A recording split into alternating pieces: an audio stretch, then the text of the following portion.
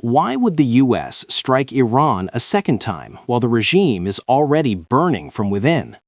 The answer isn't on the streets of Tehran, it's 300 feet beneath the Zagros Mountains.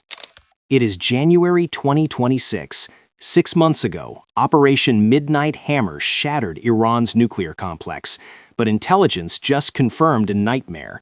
The IRGC moved 400 kilograms of 60% enriched uranium just hours before the bombs hit. Now they are rebuilding, and this time, Washington isn't planning a warning, they are planning an ending. Phase 1. The blinding. 2:10 a.m., the war begins in total silence. High above, the classified Silent Barker satellite constellation locks on to Iranian frequencies. In seconds, the link between the supreme leader and his provincial commanders is severed. Simultaneously, U.S. Cyber Command triggers Nitro Zeus. The Iranian power grid doesn't just fail, it implodes. Air defense radars at Mehrabad and Isfahan flicker into darkness. The regime is now blind, deaf, and paralyzed. Phase 2. The kill box. To clear the path, the U.S. Navy sets a ghost trap.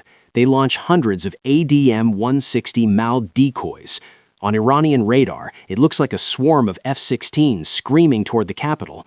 The moment the Iranian S-400 and Baval 373 operators take the bait and activate their radars, they die.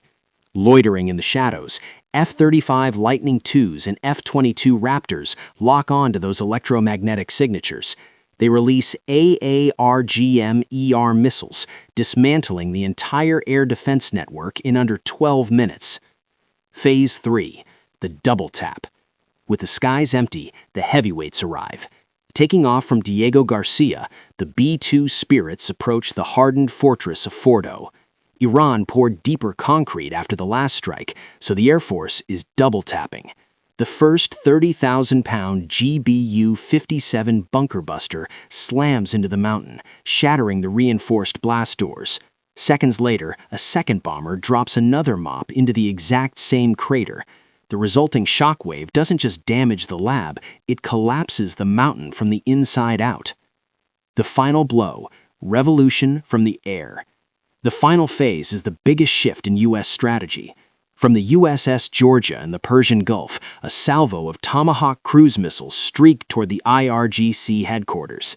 The targets aren't just centrifuges anymore. They are targeting the chain of command responsible for the crackdown on protesters at 340 different sites.